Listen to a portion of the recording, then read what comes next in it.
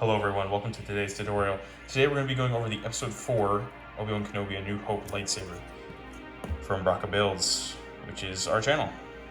I apologize, I don't have much time today, so I'm making this pretty quickly, but it's a pretty self-explanatory build. So if you order this kit from our Etsy page, you'll obviously receive it as separate pieces as you see before you, along with a bag of Greebles. Not this many, but obviously the tiny pieces in a bag. Or you can order it separately from our eBay page and receive the display stand fully assembled along with the finished saber. Sorry, my bad. Ta-da. This is our own custom display stand that you can also get with the kit, but it's not required. For the display stand, it just has a peg and you just kind of insert it in there, like so. The actual build of the lightsaber is going to require you to have some sandpaper, like this. I use 100 grit for building our sabers here, along with some super glue. This is the one I use, but you can really use any. Now these specific pieces, because I just grabbed a brand new batch, already have the supports, still have the supports intact, like you can see on the edge here and stuff. When you receive any of our sabers, all the supports are cleared off and it is put together in a way that all the edges are seamless and look great. But in the process of that, some things leave weird edges, and you might see some of the pieces you receive having funny looking edges. But we promise that none of the pieces we ship out are meant to stay looking like that. For example, this emitter, once I take all the supports out and send it out to you, it's gonna look pretty weird. But you put this inner ring on the inside and that covers up the weird stuff. So if you have any defective looking pieces once the saber is fully assembled, please reach out to us. We're happy to send replacement parts. But for the most part, it's just what it looks like before you fully assemble the saber, so don't freak out. When it comes to the assembly, you have all the separate parts that are connected via an inner core that runs through the middle of all the pieces. This core, along with the one that goes through the thin neck, you're gonna wanna sand pretty well, one so that it fits in, like as you can see, this piece, sometimes our prints are slightly off, so this one fits pretty tight in there. You're gonna wanna sand all the sides of this and the corners pretty well so that it smoothly goes in and out of the actual pieces for ease of assembly. Now I'll just quickly go through how the pieces go from the bottom to the top of the saber. So starting at the bottom, this end cap and the pommel are separate pieces. You just take the pommel and the end cap. And again, these pieces I have in front of me have the supports in them, so there will be an obvious hole. But you just take the end cap, sand this face, and then stick it right in here and glue it on. Now for it to be screen accurate, this part with the little line right there is the front of the saber, so you're gonna align the C facing towards that front of the saber. So it'll look kind of like that, as you can see on the saber here, which will then be also in line with the hole in this bottom part right here.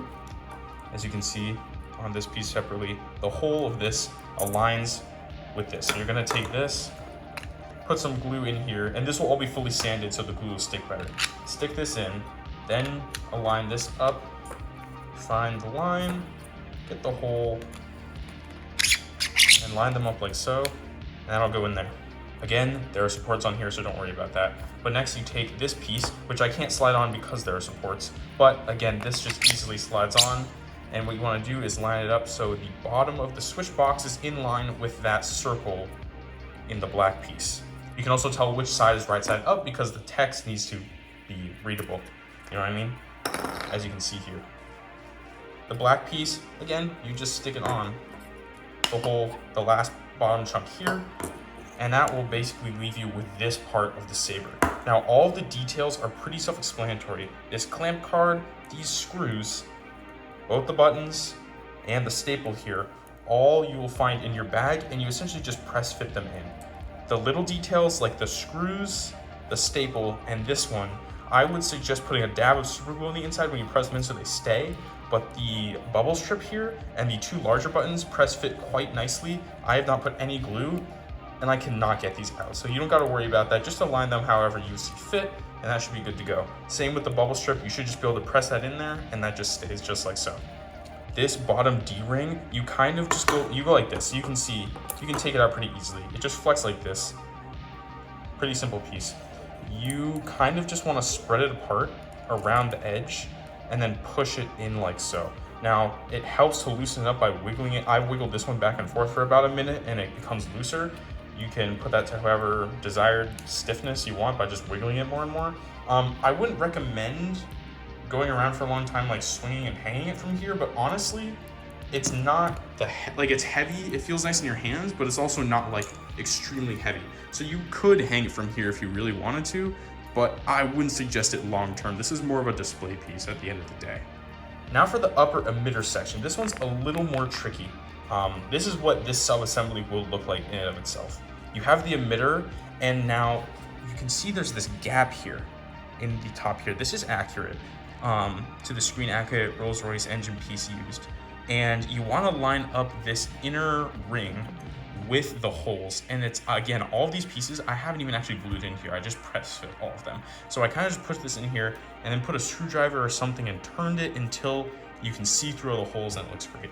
Silver piece, then I push it in the bottom after that. And then lastly, there's that little part that just finishes off the inside of the emitter there. And that's the top half, just like that. Then you have this bar, which supports the whole assembly here. You're gonna take the gold part here, like this. This is the top of the gold emitter. You're gonna wanna make sure this is sanded as smooth as you can and fit it in there, because what happens sometimes is you stick the pieces in and you realize it's too tight and then you can't get it out and you haven't fully finished assembling the saber. So make sure they're sanded so that this can smoothly go in and out, and it'll save you a lot of time in the long run, trust me. If you put this in there, you're going to take your gold ring, your wind vane, and your outer text ring here, right? So this has all the screen accurate text on it. This has the accurate chamfered vanes on the inside. So I usually like to put, it's hard to, there's really no difference. This side is slightly less thick when it comes to these lines than this side. I usually put this side on the bottom. Now this just fits in the top like that. It's a pretty smooth click in place. But at the same time, I would still put a tiny bit of glue on the inside and also sand the outer face of this gold piece so that this stays in here more. Because what's supposed to be accurate is this is actually supposed to spin. This isn't supposed to be smooth on there. You can totally glue it in if you want to. I like the fact that it spins because sometimes I like to adjust which part of the text you can see. Real nerd moment there. But basically, I just take this piece, once I've assembled it, and this is through here, I push it up over the top. And again, it's kind of stiff, so you have to wiggle it around a bit to loosen it more if you want. But you basically just want to press that on with this already assembled, right? This is already on, is to take the thicker part. Again, all the supports are still on my pieces, and push it through all the way, and you'll be left with what looks like this, where it's sticking out the bottom, right? Now, when it comes to aligning that, this hole on the dark gray lower part is 90 degrees to the right of this line piece right here. See this little divot that goes up? You want the hole here to be 90 degrees to the right. That's how it is to be accurate to the original screen use prop. So once you have this, then this assembly on there, then you shove this through, and then you've got your final thin neck through. You can stick that, again, sand this top face here, put some glue, and stick that into the emitter. And now you're left with this. And then you just put some glue in here. It looks really weird because I use hot glue so it doesn't stay all the way. It's just for assembly tutorials like this. And then once you find the correct orientation, which is take the hole right here and you put it 90 degrees to the right of the bubble strip, right? So that goes here. And then this, again, the super glue, you press that all the way in, and there you have it. That's your finished Obi-Wan Kenobi Episode 4 A New Hope lightsaber build. I apologize for this being rushed and quick, but if you have any questions that we didn't answer, please feel free to reach out in the comments. We have the saber available for purchase as kit form, like this video shows how to build, on our Etsy page, or fully assembled form on our eBay store. Feel free to check out all of our other props we have on there. More is coming out every month. And I hope this was helpful. Let us know if you have any more questions. Thanks for watching.